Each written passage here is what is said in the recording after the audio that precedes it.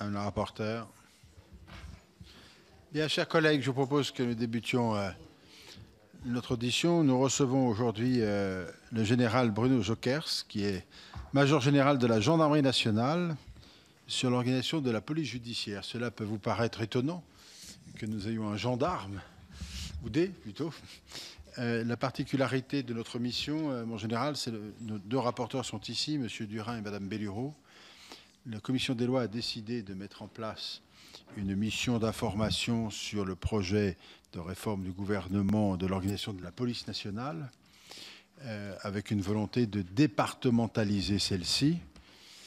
Et la question est apparue au grand public aujourd'hui de l'avenir de la police judiciaire, avec un certain nombre de contestations qui se sont manifestées, que ce soit de policiers eux-mêmes, voire même du monde judiciaire, pour dire que ce ne serait pas forcément une bonne chose. Nous n'en sommes pas au stade des conclusions du travail que nous avons engagé, naturellement, et qu'engagé nos rapporteurs tout particulièrement, mais nous savons que l'organisation de la gendarmerie est intéressante de ce point de vue-là, à la fois départementale et à la fois avec des sections de recherche qui sont un peu plus indépendantes. Et donc, tout l'intérêt de votre audition, ce n'est pas un piège, je le redis, c'est de comprendre comment vous fonctionnez et comment fonctionne la gendarmerie nationale en la matière, de façon à nourrir évidemment la réflexion de la commission des lois et singulièrement de nos deux rapporteurs.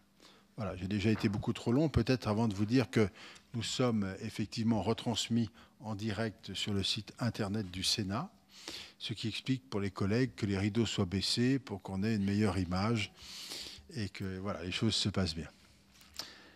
En général, vous avez la parole. Merci. Monsieur le Président de la Commission des lois, Mesdames et Messieurs les sénatrices et sénateurs, Mesdames, Messieurs, je suis très honoré d'être auditionné ce soir dans le cadre de cette mission d'information sur la réforme de la police judiciaire dans le contexte de la création des directions départementales de la police nationale. Je comprends cette audition comme une marque d'intérêt et d'attention envers la gendarmerie nationale et son organisation sur un sujet fondamental parce qu'au bout de la police judiciaire, il y a avant tout des victimes qui sont en attente de réparation. Mon propos liminaire vise à expliquer notre organisation et notre fonctionnement, et non pas apporter un jugement sur une réforme qui concerne la police nationale. La police judiciaire, c'est le fait de constater des infractions, d'en rassembler les preuves et d'en déférer les auteurs sous la direction des magistrats. Je m'exprimerai donc avec humilité. La gendarmerie nationale ne fait pas de la police judiciaire dans son coin et pour son compte. Elle fait de la police judiciaire sous la direction, le contrôle et la surveillance des magistrats. Et je vous demande d'avoir cela en permanence à l'esprit en m'écoutant. Et puis nous le faisons également sous le regard, évidemment, de la population. Dans ce propos liminaire, je voudrais exposer 4 points. Le premier, c'est d'où vient notre organisation. Le deuxième, c'est est-ce que cette organisation fonctionne. Le troisième point, c'est comment concevons-nous l'exercice de la police judiciaire en gendarmerie. Et enfin, mon dernier point traitera de nos relations dans le cadre de la police judiciaire avec nos autorités d'emploi. Premier point, notre organisation, l'organisation de la gendarmerie nationale en matière de police judiciaire. Je rappelle que nous avons une compétence nationale qui provient du fait que le magistrat, par l'article 12.1 du Code de procédure pénale, a le libre choix du service qu'il saisit. Donc compétence nationale, mais évidemment dans les critères d'attribution et de saisine des services, que ce soit des services de police nationale ou de gendarmerie nationale, le lieu de commission de l'infraction a une importance particulière. J'en viens donc à la zone de gendarmerie nationale. Cette zone de gendarmerie que vous connaissez bien, ce sont des espaces, 95-96% du territoire national. C'est de la population, de plus en plus, 52% de la population. Et puis ce sont des flux de population, des flux l'été, l'hiver. Donc on gère des mouvements. Ce qui signifie que la police judiciaire et la délinquance en zone de gendarmerie, c'est de la délinquance souvent itinérante, qui se déplacent parce que notre population elle-même se déplace pour travailler ou pour se déplacer sur le territoire. C'est une police judiciaire de proximité parce que nous agissons dans des territoires où la population est habituée à de la proximité.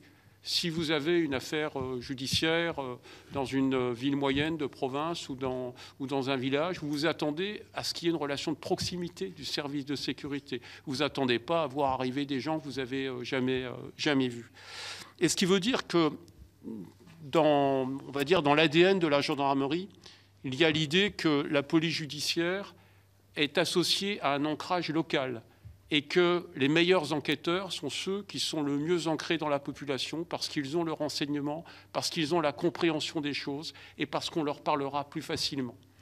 Ce qui veut dire, et je le répéterai à plusieurs reprises, que nous n'avons pas une police judiciaire haut du spectre qui viendrait prendre des affaires au niveau des unités territoriales. Nous avons des unités haut du spectre qui viennent appuyer les unités territoriales, mais on a toujours besoin du gendarme local et du gendarme de brigade, quelle que soit la sensibilité de l'affaire, parce qu'il agit dans un territoire et avec une population qu'il connaît. Ça a donc conduit la gendarmerie à adopter quelques principes qui se sont imposés au fur et à mesure de notre histoire. D'abord, la polyvalence du gendarme. Le gendarme de brigade tout gendarme de brigade est un enquêteur. Alors il est agent de police judiciaire ou officier de police judiciaire, selon qu'il a passé l'examen ou non. Mais tout gendarme est un enquêteur, de la même manière que tout gendarme peut effectuer une patrouille de nuit, que tout gendarme peut être amené à constater une infraction à la police sur la route, etc. Le fonctionnement en silo serait inadapté à la gendarmerie. On n'imagine pas une brigade où on soit à un moment donné en mesure de dire écoutez, cette affaire, on ne peut pas la traiter parce que tous nos enquêteurs sont pris, on ne peut pas recevoir votre plainte parce qu'on n'a personne qui est qualifié pour, etc. Nous avons des gens qui sont polyvalents. Le socle, c'est la brigade territoriale. Tout doit converger vers elle parce que c'est elle qui est au contact de la population. Et sur le socle de cette brigade, nous construisons des unités judiciaires qui sont, elles, spécialisées et qui viennent en appui, qui ne sont pas autonomes, qui ne sont pas indépendantes, qui viennent en appui des capacités offertes par les brigades territoriales. Alors ces unités, ce sont lesquelles? Ce sont les brigades de recherche qui agissent, qui ont une compétence départementale, qui sont, en fait, on se calque sur la carte judiciaire et sur les tribunaux judiciaires. Les brigades de recherche, ce sont un tout petit peu moins de 3000 enquêteurs. Ce sont les sections de recherche que vous avez mentionnées, Monsieur le Président. Donc 1597 gendarmes, 43 sections de recherche, dont la compétence est au niveau des cours d'appel. C'est pour cette raison qu'elles ont été rattachées organiquement au commandant de région, parce que les régions étaient pour nous le dimensionnement, la maille la plus proche de celle des cours d'appel. Nous avons des appuis régionaux en matière d'organisation, surveillance et notamment de cyber, et des appuis nationaux. Donc c'est la criminalistique, le pôle judiciaire à Pontoise, c'est l'office de la délinquance itinérante, c'est l'office de l'environnement et de la santé publique. Le principe est un principe tout à fait militaire, c'est le principe de Foch, l'économie des forces. C'est-à-dire que ce qui est rare, en fait, on le concentre au niveau régional ou au niveau national pour pouvoir le projeter au plus près du terrain et l'avoir là où on en a besoin. La saisine. Donc les relations avec les magistrats sont organisées sur la base d'un protocole qui date de 2006 et qui garde toute sa valeur, qui est un protocole très simple, mais qui explique le niveau de chacune des unités de gendarmerie et les modalités de saisine. Le magistrat peut saisir soit un commandant de formation, il peut saisir un commandant de groupement au niveau départemental, un commandant de région, il peut saisir le directeur de la gendarmerie nationale, qui est également OPJ, ou alors il saisit directement une unité, une section de recherche, une brigade de recherche sur une enquête qu'il souhaite plus particulièrement leur confier en raison des compétences spécifiques qui sont les leurs. Il n'y a pas d'attribution automatique en fonction d'un domaine de délinquance. Il n'y a pas d'attribution automatique. En fait, il y a un principe de subsidiarité, c'est-à-dire que au niveau du terrain, la brigade territoriale traite ce qu'elle peut traiter. en fonction de ses effectifs, de ses capacités. Quand elle est dépassée, à ce moment-là, la brigade de recherche doit venir l'appuyer. Et si la brigade de recherche ne suffit pas, c'est la section de recherche qui doit s'investir.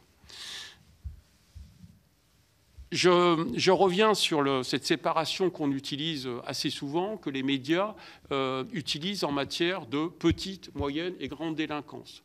Pour vous dire que je comprends qu'on utilise cette séparation, elle est commode, mais elle n'explique pas tout de la police judiciaire. Pourquoi? Parce que vous avez évidemment des phénomènes de délinquance sérielle ou de trafic de déchets qui, à la base, peuvent, pris isolément, être des faits dits de petite ou moyenne délinquance, mais qui, à partir du moment où ils correspondent à des réseaux organisés, deviennent de la grande délinquance et que seules des unités spécialisées peuvent traiter.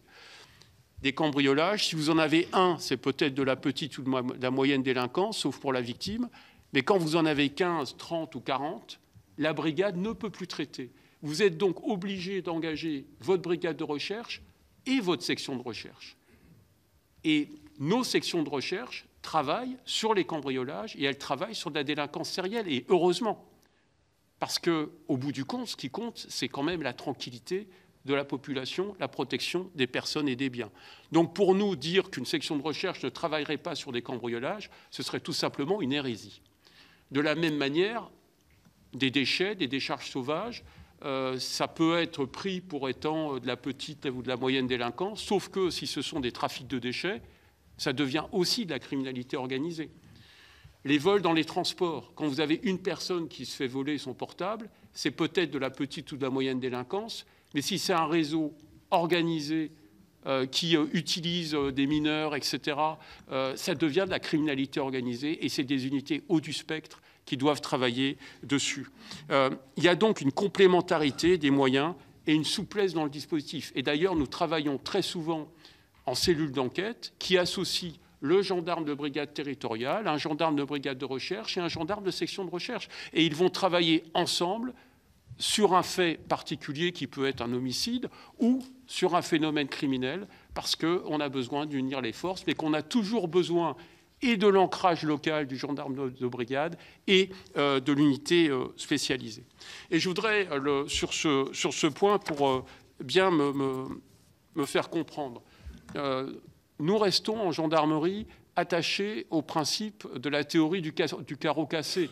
Je pense que tous vous l'avez en tête, mais cette théorie du carreau cassé, elle est toujours pour nous pertinente.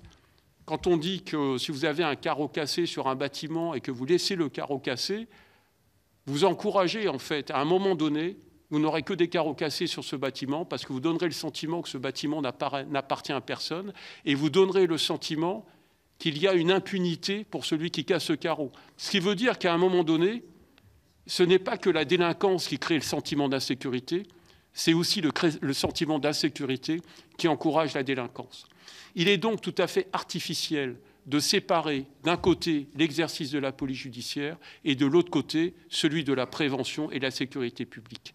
Les deux marchent de pair dans une société bien ordonnée. Deuxième point, est-ce que notre organisation fonctionne ? Bon, la police judiciaire, c'est de l'ordre de 40% de l'activité de la gendarmerie. C'est donc quelque chose de fondamental. Il y a même des endroits, des compagnies où on dépasse les 50%.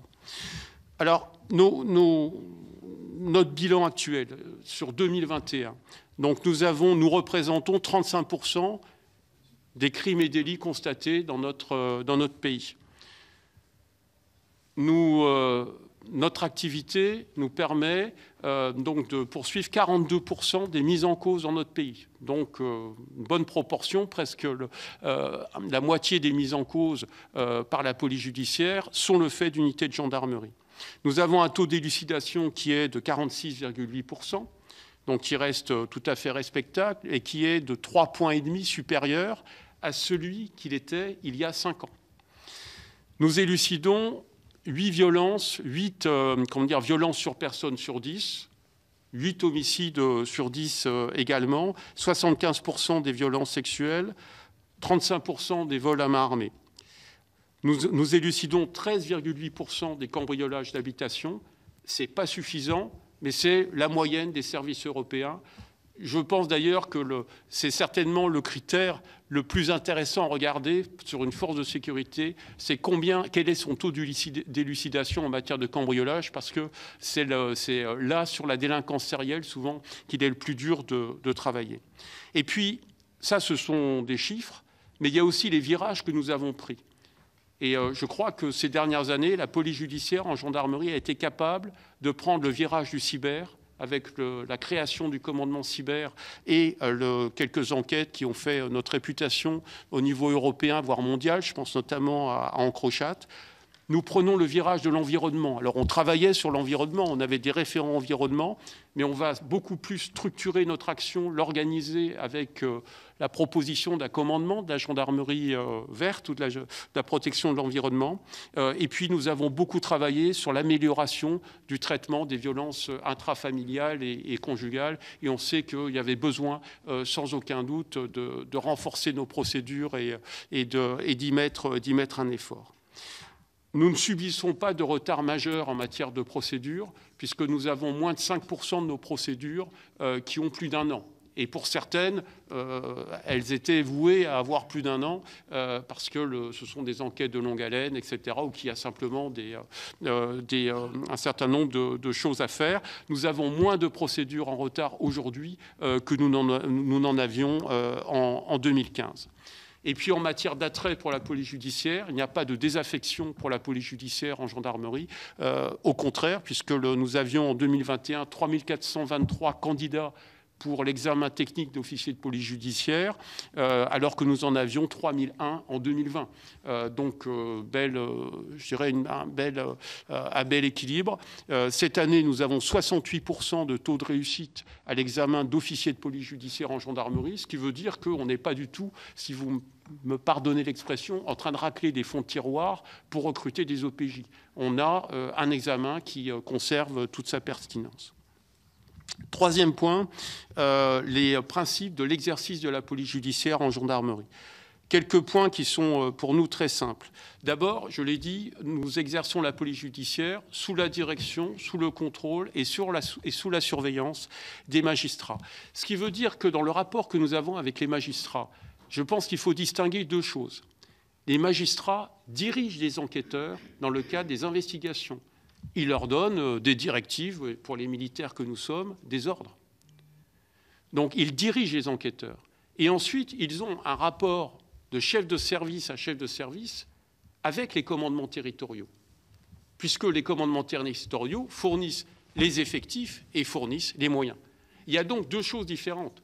Donner des directives et des instructions dans le cadre d'une enquête, c'est diriger un enquêteur, et ça, c'est ce que la loi confie aux magistrats, et puis avoir pour interlocuteur un patron territorial qui a dans sa main les moyens de la gendarmerie pour dire de lui ce qu'on attend en termes d'effectifs, de moyens, d'efforts, etc., c'est autre chose. Quand on organise, par exemple, la procédure pénale numérique sur un département, évidemment, c'est un dialogue qui se fait de chef à chef parce qu'il faut s'y préparer, il faut s'organiser et il faut se coordonner. Nous n'avons pas de chaîne organique de la police judiciaire.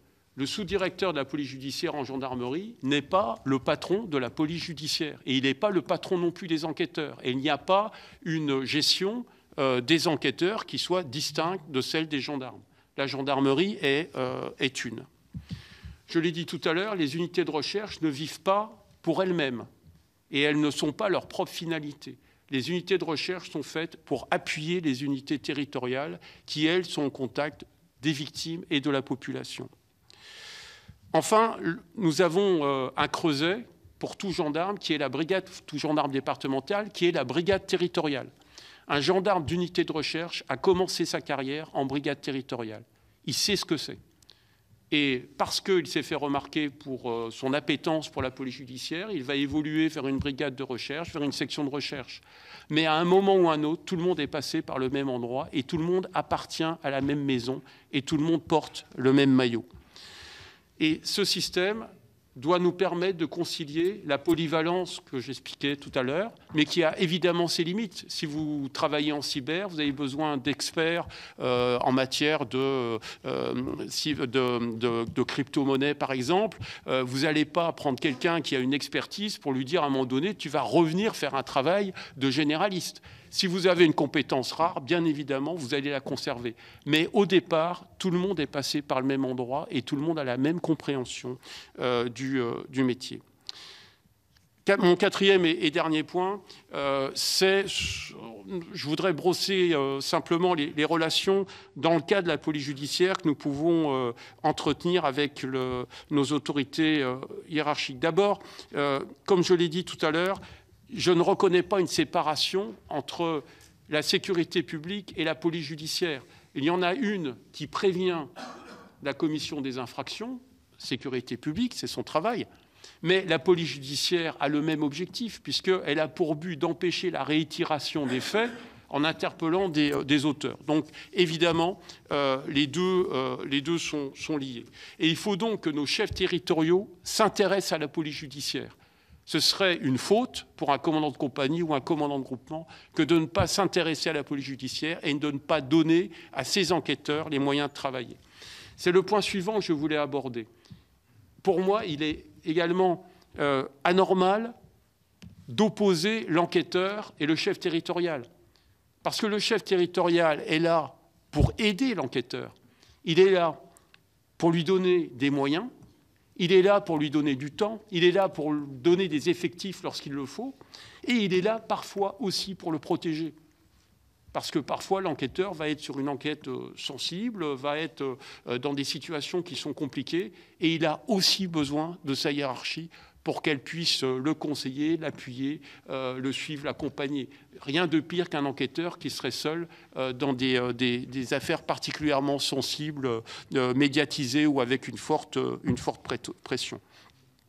Un point enfin sur le secret professionnel et sur le secret de l'enquête. Donc on est dans l'article 11 qui concerne toute personne qui concourt à la procédure. Alors, l'enquêteur, évidemment, est soumis à ce secret de l'enquête dès lors qu'il investigue sous la direction des magistrats. Est-ce qu'il tient à former sa hiérarchie? Oui, il tient à former sa hiérarchie, et heureusement. Parce que si on avait une hiérarchie qui était aveugle d'un point de vue de police judiciaire, comment voulez-vous concevoir une action sur un territoire qui puisse aider à prévenir la délinquance? Simplement et évidemment, là où il y a des limites, c'est que d'abord, de quoi parle-t-on avec les enquêteurs? L'objet d'un commandant de groupement ou d'un commandant de région, c'est pas de rentrer dans le secret des enquêtes pour le plaisir de savoir telle ou telle chose ou d'en savoir plus que les autres, ou alors c'est qu'on a mal sélectionné notre personne. Le chef territorial a besoin de savoir là où il doit engager des moyens, il a besoin d'avoir une action cohérente, il a besoin d'avoir aussi parfois une stratégie d'enquête. Si vous êtes face à la délinquance sérielle, vous avez besoin d'avoir une stratégie de police judiciaire. Vous ne devez pas prendre les faits les uns après les autres. Et il faut évidemment en discuter, en débattre. Et vous avez besoin d'avoir une action qui soit cohérente entre la police judiciaire et la sécurité publique et la surveillance générale. Donc évidemment, les débats, les discussions que nous avons avec les enquêteurs, ça ne tient pas tant à l'enquête spécifique que de savoir si notre action gendarmerie sur notre territoire en matière de police judiciaire est cohérente et efficace. Vis-à-vis du préfet, puisque c'est une question qui est récurrente et qui nous est posée. D'abord, il faut qu'on ait tous et qu'on reconnaisse que les choses deviennent plus compliquées aujourd'hui en raison de l'importance qu'ont pris les réseaux sociaux.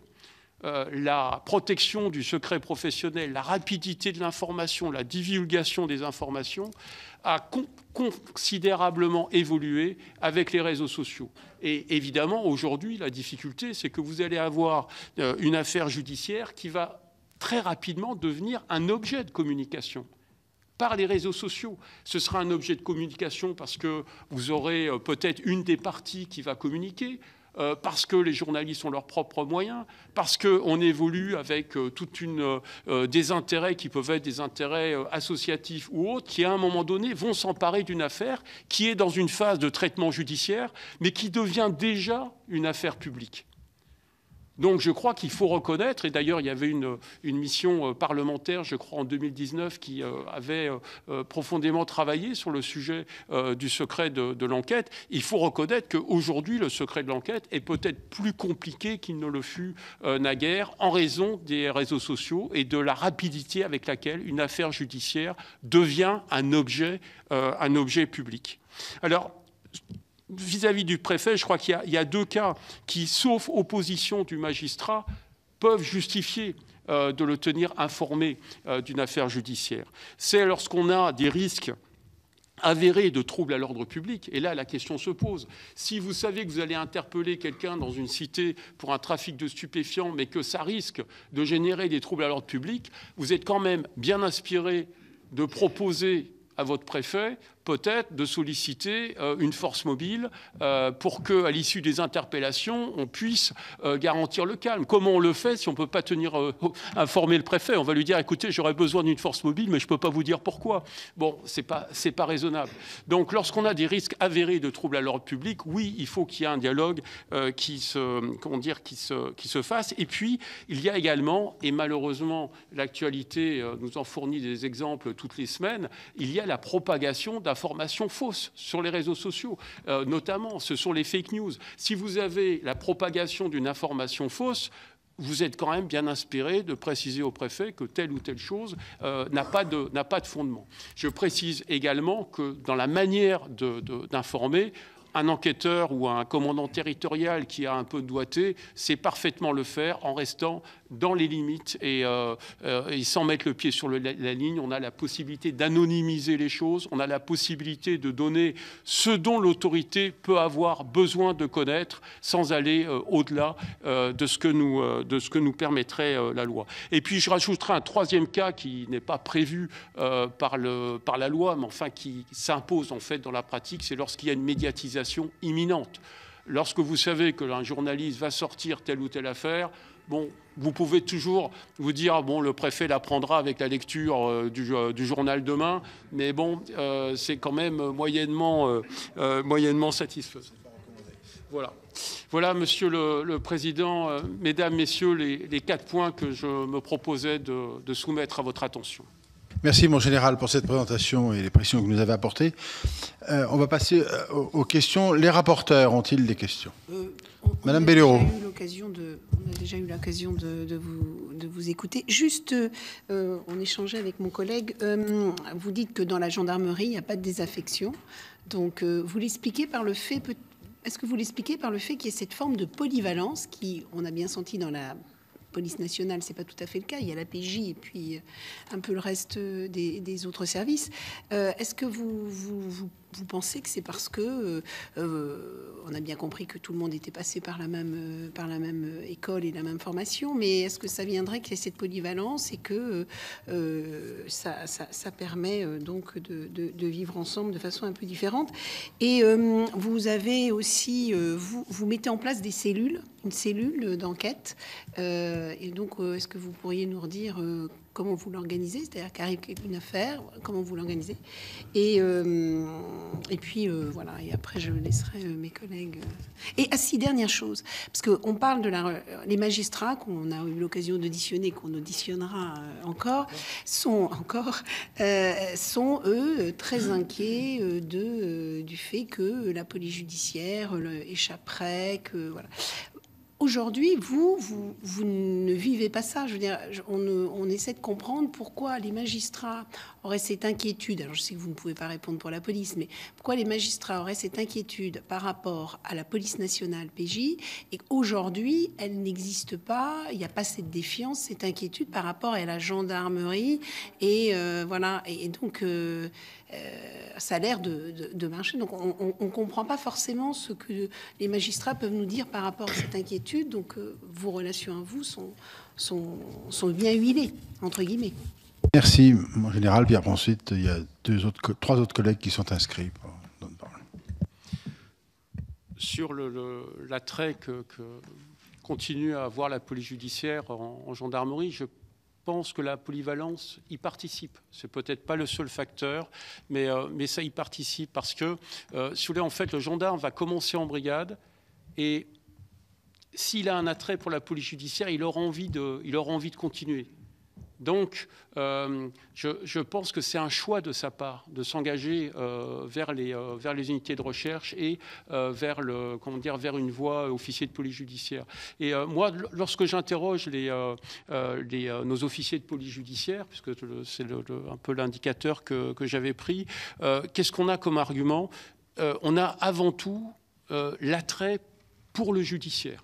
Ça, c'est et le fait d'avoir une forme d'autonomie aussi dans son travail. Parce que quand vous êtes APJ sous la direction d'un OPJ. Donc, vous avez envie d'avoir une autonomie, vous avez envie de pouvoir travailler sur des enquêtes qui sont plus complexes. Ça, je crois que c'est le premier ressort. Le deuxième ressort, c'est qu'en gendarmerie départementale, pour faire une carrière de gradé, vous devez être OPJ. Donc, si vous voulez, il y a un lien étroit. Et d'ailleurs, c'est assez étonnant parce que ça n'a pas toujours été le cas. En fait, ce lien, il commence à se bâtir dans l'entre-deux-guerres, entre la Première et la Seconde Guerre mondiale. Donc, c'est pas depuis la création de la gendarmerie. Mais si vous voulez être gradé dans une brigade territoriale, vous devez être OPJ. Donc, voilà, c'est des raisons. Hein. Je pense qu'il y en a beaucoup d'autres.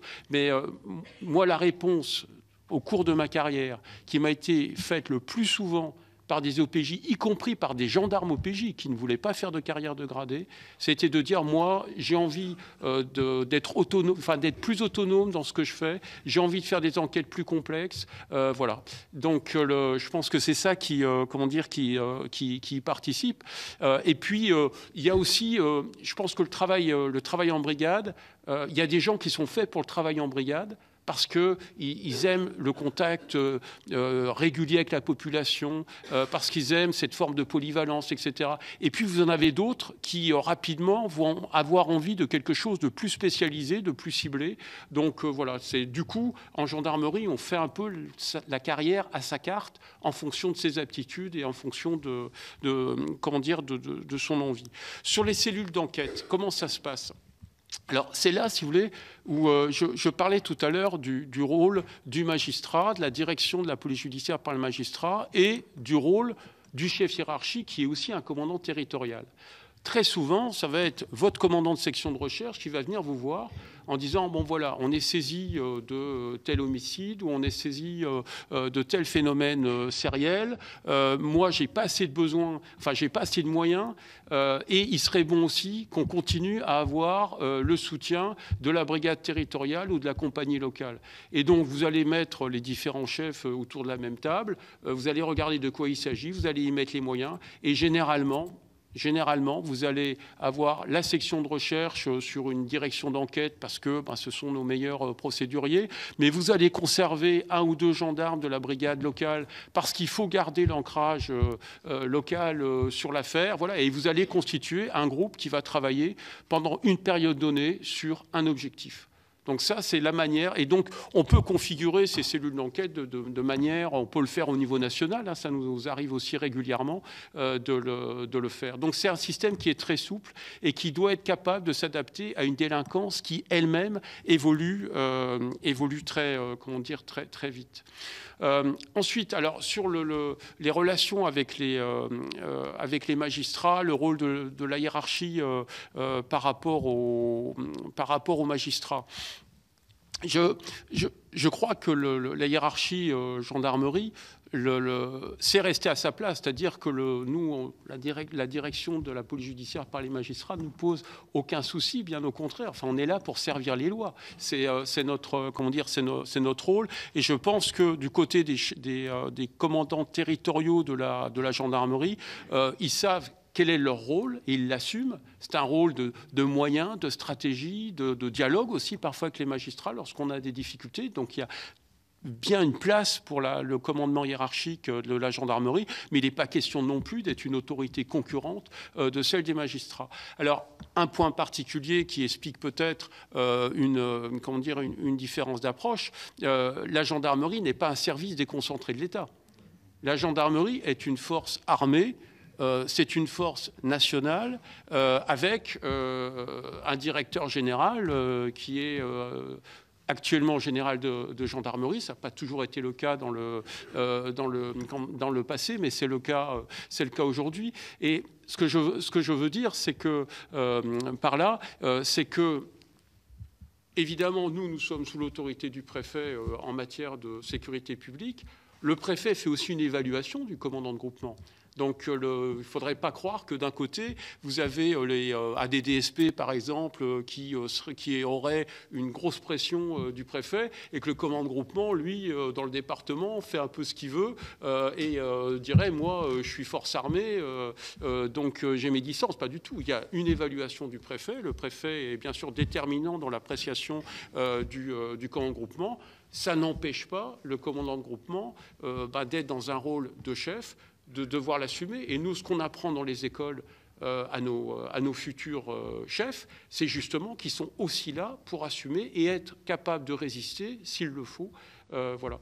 Donc, non, nous, on ne ressent pas de difficultés ni vis-à-vis des préfets, ni vis-à-vis des magistrats. On est à notre place. Voilà.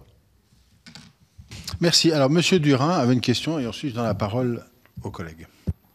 Merci, Monsieur le Président. Ravi de revoir le Major Général, qui nous avons déjà travaillé. 3 questions. Une un peu technique qui concerne l'organisation de la police, qui ne vous concerne pas, mais il semble que les cycles horaires dans la police nationale contribuent à la désaffection pour beaucoup de policiers de la fonction d'enquête. Est-ce que dans la gendarmerie, il y a une difficulté du même ordre ou est-ce qu'il y a un continuum de l'organisation qui faciliterait finalement cet aspect-là? Deuxième question, quelle est la nature de la coopération judiciaire entre gendarmerie et police nationale? Et est-ce que dans les territoires d'expérimentation, vous avez pu sentir, le cas échéant, une amélioration, une plus grande fluidité du travail judiciaire avec vos collègues policiers? Et puis, peut-être juste une remarque, je crois que dans ce que vous avez exposé, on comprend bien que d'abord, il n'y a pas un modèle d'un côté qui serait départemental et l'autre qui ne le serait pas, puisque les sections de recherche et les brigades de recherche ne sont pas départementales. Et je crois que l'organisation du corps d'institution gendarmerie protège un peu de cet enfermement départemental. Mais c'est juste une remarque pour terminer. Merci beaucoup, Monsieur le Sénateur. Alors, sur les 3 questions, alors, cycle horaire n'est pas quelque chose dans lequel, voilà, dans lequel nous reconnaissons totalement.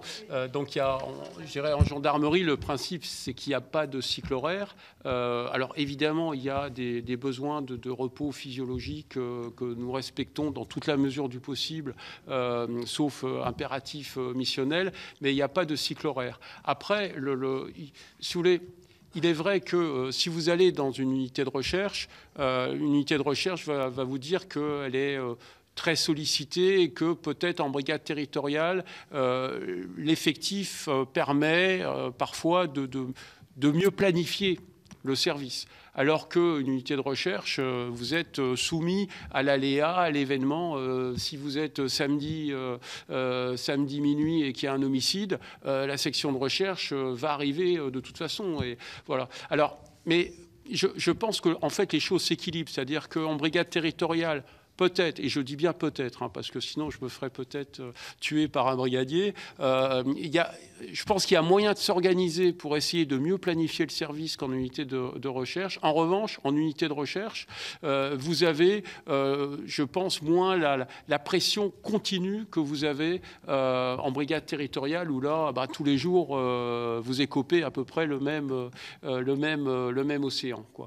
Donc finalement, quand on regarde unité de recherche, brigade territoriale, je pense que des deux côtés, on a des contraintes et que ce qui fait la différence, c'est l'appétence qu'on a sur un service plutôt que l'autre. En tout cas, il n'y a pas de cycle horaire, ni chez l'un ni chez l'autre. Donc de ce point de vue-là, elles sont à égalité. Sur la coopération gendarmerie-police, moi, le retour que j'ai des commandements outre-mer qui sont vis-à-vis de DDPN, c'est qu'on identifie plus facilement l'interlocuteur, c'est-à-dire qu'on parle à un interlocuteur qui a les différents leviers. Au lieu qu'on nous dise, bon, pour ça, vous allez vous allez vous adresser à la PAF, pour ça, vous allez vous adresser à la PJ, pour ça, vous irez plutôt voir la DDSP. Donc voilà, ça fluidifie et ça permet, s'il y a une difficulté, de pouvoir l'aborder de chef à chef. Voilà, pour nous, c'est plutôt un mode de fonctionnement qui nous correspond. Sur la question de la département et région, pour nous, il ne faut pas opposer l'un et l'autre. Il ne faut pas opposer le département et la région. Le département, on est encore dans l'échelon de la proximité. On est dans l'échelon de l'action opérationnelle. Le commandant de groupement est le chef opérationnel de la gendarmerie et dispose de brigades de recherche qui ont une compétence départementale. Le commandant de région, alors d'abord, il y a des commandants de région qui sont aussi commandants de groupement. Donc, ce qu'il faut préciser, la moitié en fait, puisque sur les 13, vous enlevez les commandants de régions zonales qui, eux, ne sont pas commandants de groupement, mais dans les régions dites non zonales, il est également commandant de groupement. À Dijon, le commandant de région est aussi le commandant de groupement de la Côte d'Or. Donc là aussi, on pourrait nous dire, après tout, à un moment donné, votre police judiciaire, elle est dans la main de quelqu'un qui est à l'échelon départemental, si on tire le raisonnement. Maintenant, en fait, pour nous, il y a deux niveaux différents. Niveau départemental, donc l'action opérationnelle. Le régional, qu'est-ce qu'il fait? Le régional, il met de la cohérence. La cohérence, ça peut être la délinquance itinérante. Je reviens sur ce sujet-là, mais parfois, quand vous voulez avoir une action construite, vous êtes obligé de raisonner sur de l'interdépartemental. Et vous avez une action qui est menée par un commandant de région. Mais c'est valable pour nous, c'est valable pour plein de choses. Si je vais sur une question d'ordre public, par exemple, il y a quelques jours, on a eu des manifestations autour des bassines. On est à la jonction de 3 départements.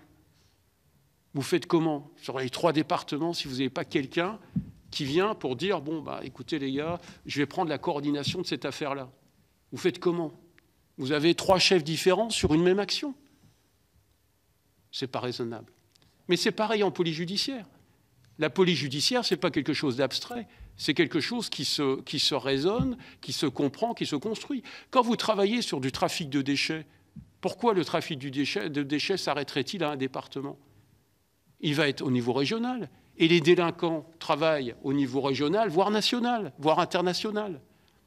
Donc, on voit bien qu'il y a la place pour une action départementale qui est l'action de proximité opérationnelle, mais que vous avez besoin, au-dessus du département, en tout cas c'est notre vision des choses, de quelqu'un qui met de la cohérence, qui met de l'emploi. Maintenant, le commandant de région n'a pas vocation à être le chef opérationnel de tous les départements dans sa région. Bon, d'abord, je ne suis pas sûr que ça plairait beaucoup aux préfets des départements limitrophes, pas forcément aux magistrats. Mais en revanche, je pense qu'un procureur général trouve avantage à avoir en face de lui un commandant de région qui s'intéresse à la police judiciaire et qui soit capable, à un moment donné, de donner des directives qui soient cohérentes pour l'ensemble de la gendarmerie. Bien. On va donner la parole à M. Alain Marc, puis Mme L'Herbier, puis M. Wattebled, puis Mme Haribey. Merci, Président. Mon général, merci pour cet exposé très pédagogique qui, finalement, nous renseigne bien sur ce qu'est la police judiciaire à l'intérieur de la gendarmerie. Moi, j'avais une question sur le recueil de renseignements. Il y a quelques années de cela, je m'étais déjà inquiété d'ailleurs auprès de notre commandant de groupement, il y a 10 ans, 15 ans, quand j'étais conseiller général et député d'ailleurs, sur le lien qui s'était un petit peu distendu entre la gendarmerie locale et la population. On voyait beaucoup moins les gendarmes sur le terrain, sans doute accaparés par les procédures. Et il semblerait que depuis quelques années, alors les instructions venant sans doute de vous-même, que ce soit inversé et qu'à nouveau, nous ayons des gendarmes auprès de la population, des élus aussi, ce qui est extrêmement important, de façon à recueillir du renseignement. Il me semble que c'était ce qui faisait, qui fait toujours la qualité de la gendarmerie française. Je crois savoir qu'en 2001, après les attentats, les Américains étaient venus d'ailleurs voir comment il se faisait que nous ayons une qualité de renseignement pareille, et c'était surtout dû, en partie dû, notamment à la gendarmerie nationale. Est-ce qu'aujourd'hui, vous donnez des directives à vos brigades pour qu'on aille de nouveau sur le terrain? Madame L'Herbier. Oui, en général, comme mon collègue, c'est avec grand plaisir qu'on vous a écouté et on comprend bien le cheminement de l'organisation. Moi, j'étais universitaire à Lille 2, à l'IEJ de Lille 2, et on préparait les concours de commissaire et les concours d'officiers de gendarmerie. Les profils étaient complètement différents. Il y avait un engouement des deux côtés, contrairement à ce qu'on peut penser. L'ordre public s'intéresse beaucoup les jeunes, et il y avait vraiment une volonté de faire partie de ces deux institutions. La seule chose, la gendarmerie, il y avait le côté caserne qui, au début, pour un jeune de 20 ans, se posait la question s'ils allaient s'y plier, s'ils allaient y être bien. Et le général Hébrard, qui commandait le Nord-Pas-de-Calais, nous a fait visiter Pontoise. Et on y est retourné ici avec la commission des lois. C'était remarquable ce qui s'y passait. Remarquable. Il avait enquêté, lui, sur la mort de la princesse Diana. Il nous avait expliqué tout le parcours de la police judiciaire à l'époque. Et c'était extraordinaire. Et je veux bien croire que quand on voit les possibilités données dans ce cadre-là, que réformer la police pour que ça soit dans le même état d'esprit, je veux bien croire que ça soit une volonté pour aller dans le même sens. Alors c'est vrai ce que disait notre président, le contact avec la population est déterminant. Parce que vous repérez les numéros, les locaux repèrent les numéros d'immatriculation, les choses suspectes, les choses qui n'ont pas lieu d'être. La police change plus, à mon sens, vous allez me dire si c'est vrai, si c'est faux, de territoire, et donc ils ont peut-être plus de difficultés aussi à repérer tout ça. Vous nous avez dit aussi qu'il y avait, mon collègue disait, beaucoup de procédures. Hein, la procédure judiciaire demande beaucoup de temps. Est-ce que vous pensez qu'il y a des choses à améliorer de ce côté-là, malgré tout? Et enfin, j'aurais aimé savoir, dans l'ensemble, est-ce que même en ayant toute cette panoplie de police judiciaire qui semble aller tout à fait parfaitement, est-ce que vous avez des points que vous pensez nécessaires d'améliorer, même dans la gendarmerie, pour le transposer éventuellement à la police, si, tant qu'à faire pour réformer, autant prendre tout ce qu'il y a de bien, tout ce qu'il y a de mieux? Merci. Monsieur Wattebled. Merci, Monsieur le Général, pour vos réponses et surtout de nous avoir informés. Moi, j'ai une double question par rapport à l'évolution de la délinquance. On n'est plus à l'époque du braquage, vous l'avez très bien dit, maintenant aux cyberattaques. De même pour l'information, puisque vous l'avez rappelé, c'était un combat par rapport à l'opinion. Moi, je vous pose une question simplement pour savoir quels moyens vous avez par rapport au recrutement justement de personnes qui sont très pointues. Parce qu'il ne faut pas se le dire, pour être hacker, il faut avoir des gens en face.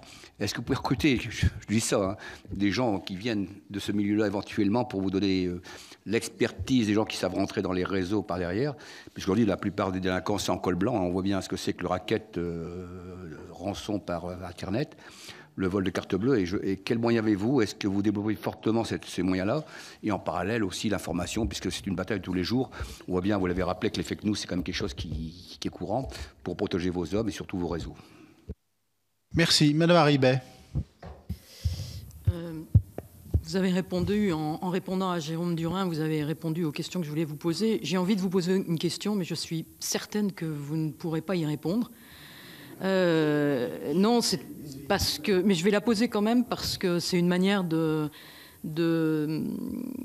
synthétiser un petit peu aussi. Vous avez parlé de polyvalence, mais la polyvalence, c'est pas le flou artistique. C'est-à-dire que même s'il y a polyvalence, chacun fait ce qu'il doit faire au moment où il doit le faire.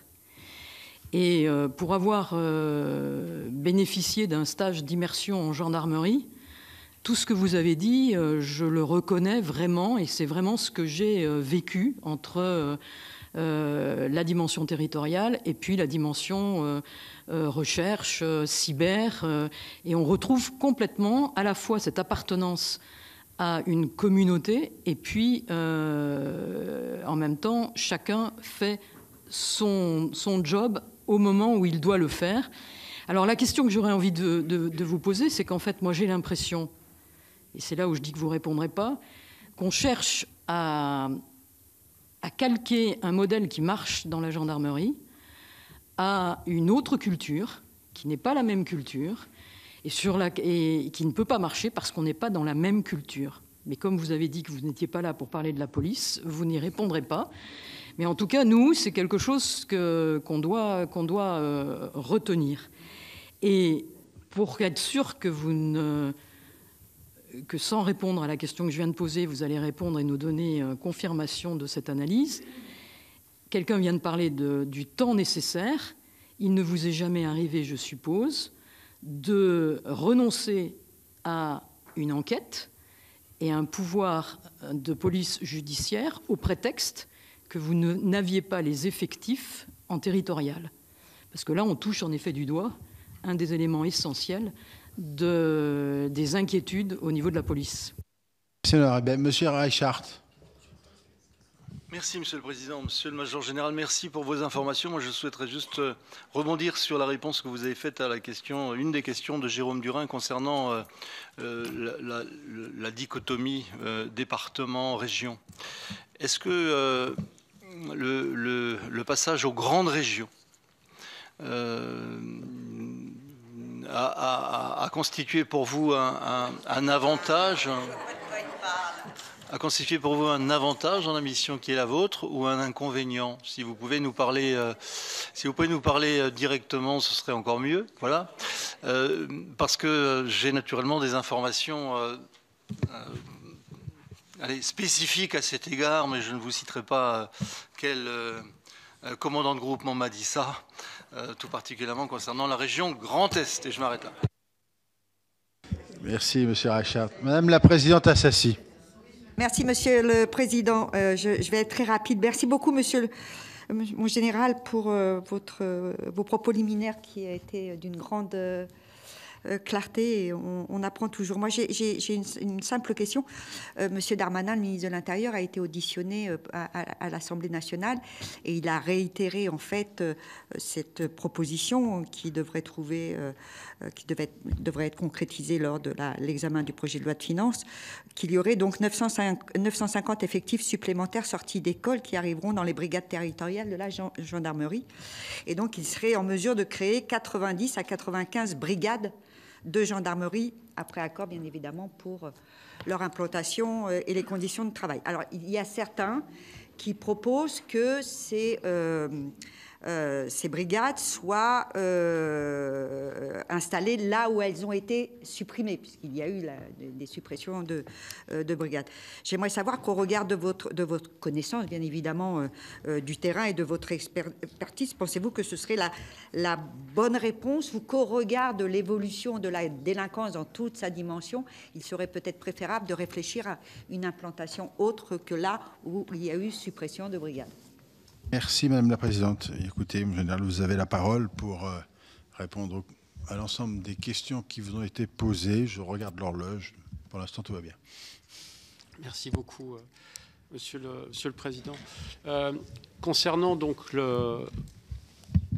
le gendarme départemental, son contact avec la population, avec les élus, l'exercice du renseignement. Je pense qu'on a pris un virage 2015-2016, et en fait c'était assez prémonitoire.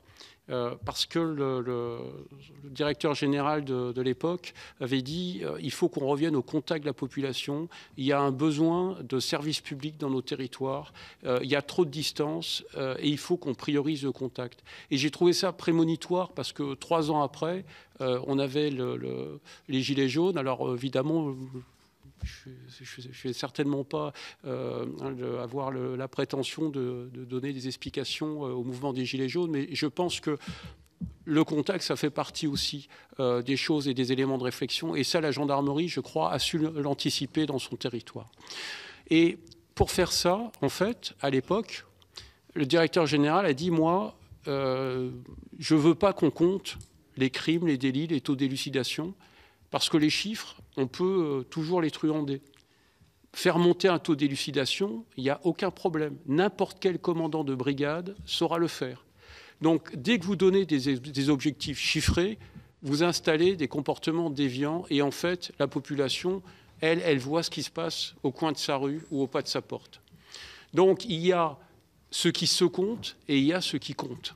Et ce qui compte, c'est la réalité du travail que vous faites auprès de la population.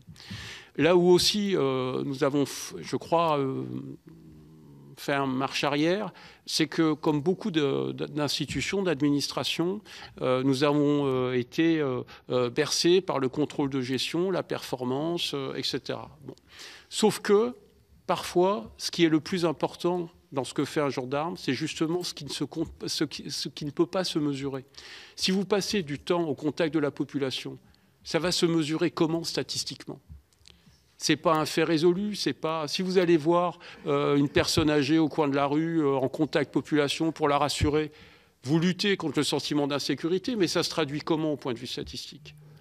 Et j'affirme qu'en gendarmerie, il n'y a aucune directive en matière statistique, aucun objectif chiffré qui soit donné aux unités. En revanche, il y a une consigne qui est celle d'augmenter la présence de voie publique et c'est également ce que le ministre attend de nous. Donc il n'y a pas la culture du chiffre en gendarmerie. On l'a eu, il faut le reconnaître. Il y a une quinzaine d'années, on a été dans ce mouvement-là, mais je pense qu'on a eu aussi la lucidité de se dire que ça nous envoyait aussi dans le mur à certains endroits et qu'au bout du compte, de toute façon, le juge de paix, c'est la population, c'est le sentiment d'insécurité. Et moi, je suis très heureux que le ministre de l'Intérieur ait décidé de procéder à des sondages population dans le cadre des objectifs de présence de voie publique et de rassurer la population. Donc voilà le cheminement qu'on a fait. C'est pas facile. C'est pas facile parce que ça se heurte à d'autres priorités. Je prends par exemple les violences intrafamiliales. Aujourd'hui, dans nos brigades, les gendarmes passent un temps considérable sur le traitement des violences intrafamiliales, d'abord en intervention, mais ensuite dans le traitement de l'affaire. Et, alors vous me direz, heureusement, mais on passe beaucoup plus de temps qu'auparavant sur les enquêtes de violences intrafamiliales, violences conjugales. Il le faut. Je veux dire, il n'y a pas de sujet là-dessus. Simplement, on voit bien que d'un côté, vous aimeriez voir les gendarmes dans la rue, et de l'autre côté, ils sont derrière leur bureau, parce que il va falloir procéder à davantage d'actes, à davantage de... Comment dire, et à prendre davantage de temps. Donc ce que je veux dire, c'est que notre objectif, c'est le contact. On veut libérer les énergies et donc libérer du temps pour le gendarme. C'est pas facile, mais le meilleur service qu'on puisse leur rendre, c'est de leur dire on a confiance en vous. On a confiance en vous et on sait qu'une grande partie de ce que vous faites n'est pas mesurable. Concernant alors, on va dire la manière, vous parlez des officiers de gendarmerie, des commissaires de police. Moi, je ne me hasarderai pas à les comparer. Mais je vais vous dire ce en quoi je crois. Parce que pour le coup, j'y ai un peu participé il y a une dizaine d'années.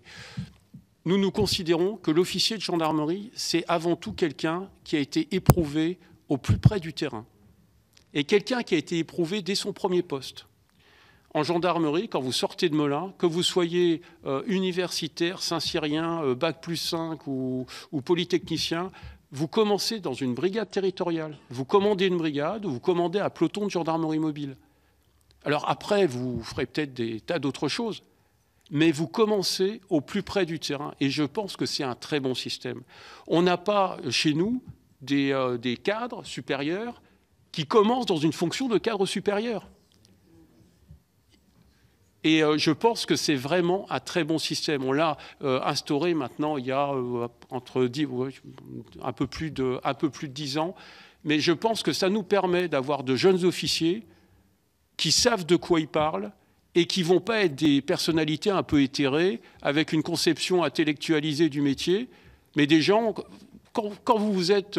Vous me pardonnerez l'expression, mais quand vous êtes coltiné, le maire du coin qui n'est pas content parce qu'il y a des incivilités, parce qu'il y a du bruit, parce que ci, parce que ça, parce qu'il y a des décharges publiques, et qui vous dit que vous n'êtes jamais là où il faudrait, bon, je veux dire, ça apprend la vie. Et nous, on veut que nos jeunes officiers et nos jeunes officières soient éprouvés sur le terrain au contact. Et ça, pour nous, c'est essentiel. Et on pense également que notre métier est un métier de commandement et que le commandement, c'est fait c'est fait aussi pour prendre des décisions, c'est fait aussi pour être capable de défendre la boutique, y compris par rapport à des autorités. Concernant des possibilités de simplifier et d'aider les enquêteurs, oui, on a des projets. Une des questions, ce serait de pouvoir davantage oraliser la procédure, c'est-à-dire d'avoir des systèmes de retranscription automatique qui nous permettraient de gagner du temps. Il y a la procédure pénale numérique qui est en train d'être déployée. On en est au début, mais lorsqu'on aura déployé complètement la procédure pénale numérique, on va gagner du temps puisque toutes les procédures seront dématérialisées. Donc, au lieu de faire des photocopies de procédures, etc., je pense qu'il y a des choses... Si vous voulez, le problème, c'est qu'on a des choses contradictoires. C'est-à-dire, on fait à la fois beaucoup pour simplifier, mais en même temps, et toujours pour des raisons très nobles, on fait beaucoup pour compliquer. Bon, c'est une lutte permanente. Sur les points d'expertise de la police nationale, mais bien évidemment, on a beaucoup à apprendre de nos camarades et partenaires de la police nationale. Ils ont des pôles d'expertise, et quand vous voyez le travail que fait par exemple la DGSI en matière de terrorisme, je pense qu'à la DGSI, il y a des expertises rares, et nous, on est très contents et très heureux de travailler en appui. Et dans la lutte contre le terrorisme, la prévention du terrorisme, on prend notre part, qui est la détection des signaux faibles, le renseignement, la population, mais on voit aussi qu'on a des gens qui connaissent parfaitement leur métier. Quand on travaille sur la PAF en matière d'immigration régulière, on fait notre part du travail, mais on a aussi besoin de travailler avec des unités spécialisées. Donc, et puis, il y a des projets communs. Il y a par exemple un projet sur lequel on est en réflexion avec la DGPN, c'est celui de la visioplainte. Il faut y réfléchir. Il faut y réfléchir à la visioplainte parce que et nous en zone gendarmerie ça nous intéresse parce qu'on a des espaces à couvrir et que lorsque vous avez quelqu'un qui doit faire 20 ou 30 km pour aller à la brigade pour déposer plainte, deux solutions. Soit c'est le gendarme qui vient vers elle, ce que nous faisons et nous essayons de faire de plus en plus avec les solutions de mobilité, ou alors vous encouragez le développement de la visioplainte pour simplifier la vie des Français. Évidemment, pour ce qui relève des atteintes aux biens, etc., ce sera beaucoup plus compliqué pour tout ce qui est des atteintes aux personnes. Donc, on a aussi des projets communs. Et d'ailleurs, la loi d'orientation pour le ministère de l'Intérieur prévoit qu'il y ait une agence du numérique qui sera commune aux forces de sécurité. Donc, on est bien sur sur un travail conjoint. Sur le recrutement d'experts, plusieurs choses. D'abord, ce dont nous avons besoin, c'est d'une grande souplesse de gestion. Alors ça, je crois que c'est l'atout de la gendarmerie. C'est qu'en fait, contrairement à ce qu'on pourrait penser, le statut militaire permet beaucoup de souplesse par rapport, je pense, à la gestion des personnels civils. Nous, on peut recruter, on a des officiers qui sortent des grandes écoles militaires, mais on a aussi des gendarmes qui restent chez nous tout en devenant experts, mais on est aussi capable d'aller chercher des officiers recrutés sur titre au regard de leur diplôme, et on est aussi capable de recruter des officiers sous contrat qui viennent chez nous pour une période déterminée. Et en fait, on a des gens qui peuvent être intéressés à un moment donné dans leur parcours dans une entreprise privée pour se dire, moi, pendant 3-4 ans, je vais acquérir une expertise en matière de crypto-monnaie ou autre, je vais faire des choses intéressantes, etc. Donc, on est capable de recruter et de fidéliser. Et la création du commandement cyber de la gendarmerie obéit à cette logique. Parce que le centre de gravité, comme le disent les militaires, le centre de gravité de la lutte contre la cybercriminalité, c'est la compétence en ressources humaines. Et nous avons créé le commandement cyber pour mettre dans la même main l'opérationnel, les moyens, la recherche, mais aussi la gestion de la filière métier. Ça, c'est la logique du commandement cyber. Sur notre comparaison avec le modèle police, évidemment, vous avez parfaitement raison, il y a des terrains sur lesquels je ne me hasarderai pas à aller. Mais je vais quand même vous dire les deux à trois choses dans lesquelles on croit, et vous lirez ma réponse en creux. Nous croyons en une gendarmerie qui soit hiérarchisée, structurée et vertébrée. C'est-à-dire que quand vous avez deux gendarmes quelque part, il y en a un qui commande l'autre. C'est un principe de base, mais si vous ne le suivez pas, à un moment donné, c'est l'irresponsabilité collective. Donc, chez nous, il y a toujours quelqu'un qui est là pour dire « c'est moi le responsable de cette affaire-là ». Donc ça nous paraît essentiel. Ensuite, sur comment faire quand on a des effectifs, des objectifs et que tout ça est limité et qu'on ne sait pas quelle priorité accorder. Nous essayons de travailler en devis judiciaire, en disant, voilà, si on s'engage sur telle chose, ça va coûter tant d'effectifs et ça va nécessiter tant de moyens. On y va ou on n'y va pas, comment on priorise? Et c'est là que le chef hiérarchique a un rôle à jouer avec le magistrat. Après, in fine, c'est le magistrat qui décide et c'est lui qui commande. Mais on a besoin de faire ce devis judiciaire. Alors, on n'en est pas là où en sont notamment les Britanniques, qui en gros vont dire, bon, moi je travaille là-dessus parce que c'est ce qui intéresse la population et le reste, je le mets, j'en fais pas une priorité, mais il faut qu'on ait ce besoin de devis judiciaire. Si vous voulez, si on a une affaire qui mobilise, et ça m'est arrivé d'avoir une affaire qui pendant 18 mois va mobiliser 10 enquêteurs pour au bout du compte un résultat pénal qui sera très faible, vous dites que les moyens de l'État et du pays n'ont pas forcément été employés au mieux. Donc il y a besoin de travailler aussi en devis judiciaire pour dire voilà le temps qu'on va y consacrer, les effectifs et les moyens qu'on va y consacrer. Est-ce qu'au bout du compte, on aura aidé à la sécurité de nos concitoyens? Sur le passage aux grandes régions, alors là, l'Alsacien que je suis...